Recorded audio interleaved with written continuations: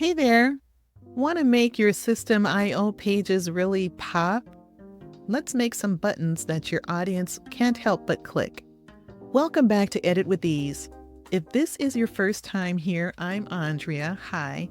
Today I'm going to show you how to add buttons to your System I/O pages.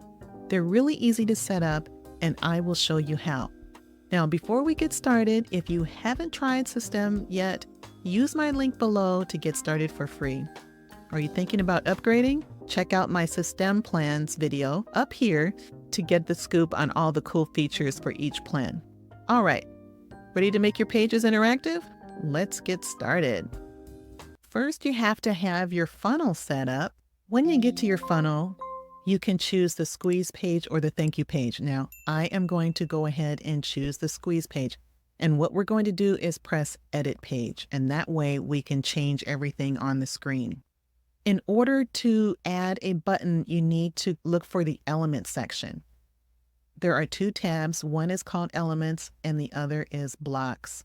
Now, this template already has many buttons. There's this button here and these two buttons. I think those are the only ones. Let's see if there's another one here. And then there's this submit button.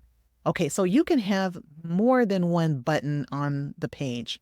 I'm going to go ahead and get rid of this button so that I can show you how to put your own button on your page.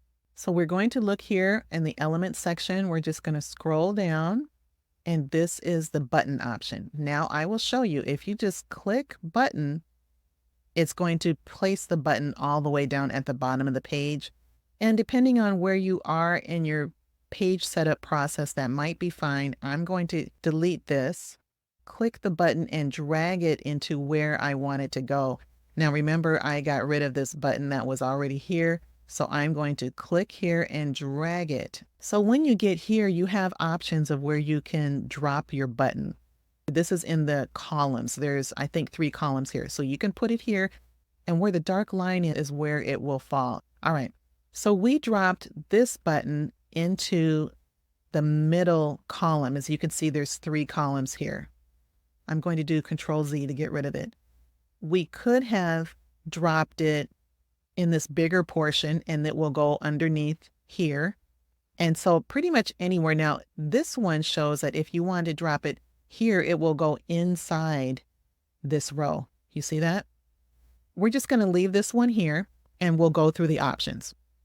So let's find out what options we have for this button here. There are 5 options. You can set your button to submit a form, to show a pop-up, to open a URL, to go a next step into your funnel, and to download a file. You can choose the alignment of the button. There may be a time where you might want it on the left side or the right side, but generally you want to keep it in the middle. And here, this option, it says button width fluid. That is where the button changes with the size of the screen, or you can just set it to fill the whole width. I've never really seen that before. That's an option if you like it. We're going to leave it as fluid. Your button has a margin. It's got top, bottom, left, and right. And I will just show you what the margin will do. So right now it's set at 25. We'll just set it at 60 just so that you can. Now it's in this row and it's giving it 60 whatever away from this top blue line.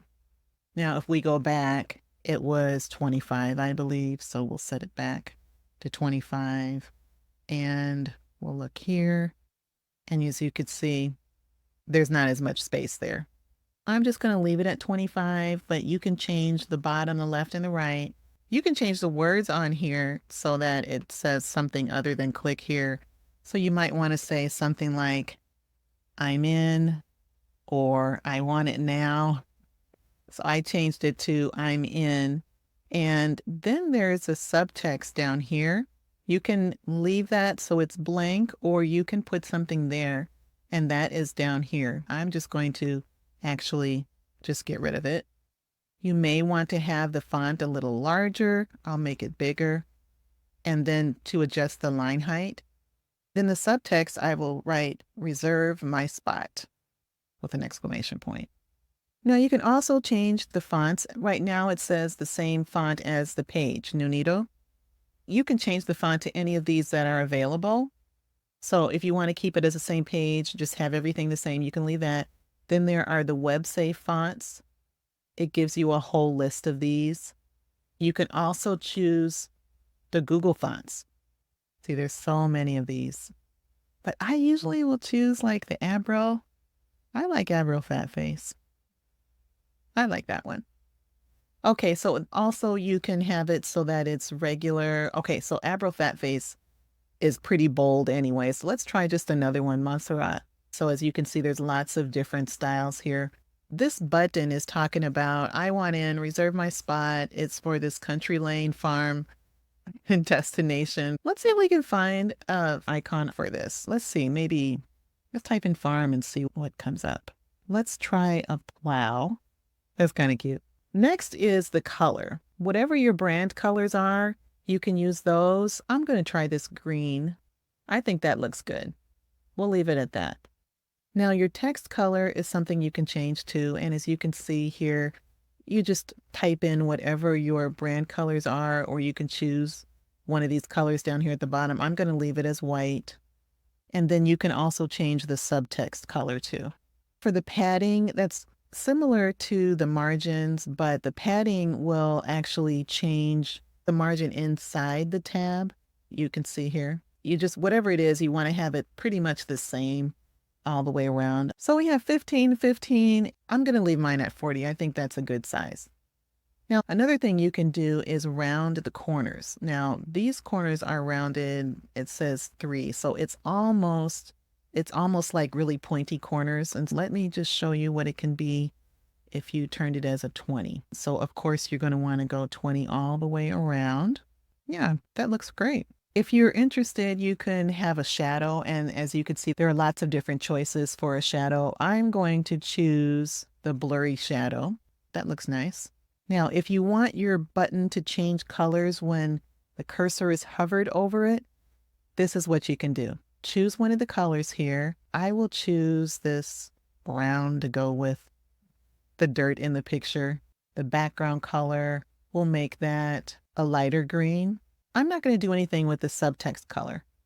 We can change the number of the movement when it's hovered over. And so we'll just change that to 7 and I'll click zoom. Let's save our settings. And then we're going to look and see what our page looks like. Okay, that looks pretty good. And look at that. I'm hovering over it and it's changing the colors. Remember we had the text brown? Yeah, that looks really nice. So one nice thing about Systeme is it will let you see what your live page will look like. And it also says on here, don't use this URL. I really like that feature. That way you can see how your project is looking as you're making it. There are a lot of other features here for this neat button that we're making. Now you can make it so that it is a solid color around the edges or dashed or dotted, and generally people have it so it's solid. This color here is for your shadowing for your button, and I changed mine so it's almost black, but let's just make it a little bluer. We'll leave it that way. And then so that color can be on the bottom, the full border all the way around, as you can see here. And on the top, I like it on the bottom, and then you can adjust the thickness of it. So there are so many ways that you can really make your buttons unique to make them really pop so that people will really notice them and they'll stand out and they'll really want to click on it so that you can get them to your offer, right? Another thing I want to tell you is when you are creating your button and your pages, Systeme lets you see it in as a desktop feature, or if someone is looking on their phone, so that you can actually see approximately what your page will look like in these different instances. We're going to switch it back to the desktop. Now we are going to talk about those features that I mentioned at the very beginning. When you put a button on a page, it is generally for a purpose, like to lead someone to your offer. And there are many different kinds of CTA buttons that you can use in Systeme.io. And the first one here is to submit a form. When you use the submit form option, it will generally take you to a next step. So they've gotten on your page, you're going to have them click on this button, and then it's going to take you to the next step in your funnel, or it will take them to a custom URL. It could be another page on your website. Like maybe when they click that button, they will be able to go to another page where they can set up a call with you, or maybe it could be to a different website. So let's say, for instance, you want to have your visitor submit a form. It may be a Google form or some other kind of form. You would put in here that you want to put a custom URL in there to wherever that form happens to be, and then you will put that website link right here. Now, another option would be to show a pop-up. Another option is just to have them go to any URL, and that could be a URL on your website or another website. And for instance, we're just going to say that they're going to click this button and reserve their spot because maybe there's something going on at the USDA farming. And generally, you want to have them open it up in a new window so that once they're done looking on that website, that they still have your page to come back to. So we're just going to click open in a new window, and we're going to save the changes, and I'll show you how this works. Okay, we're going to go to the pretend URL, and we're going to click, and it takes us to the USDA farming site. All right, so that's how that goes. And this next step in the URL, this would take them to another step in your funnel process. And lastly, you can download a file. And I have a file that, it was just a little test file here, but I'll just look here. Yeah, it's test file. But generally, you would just drag and drop your file into this little area here where it says upload. You'll put your file in there, and then once you put your file in there, it will show up in your files. Then you will just click it and press insert. Now we're going to save this, and I'll show you how this works.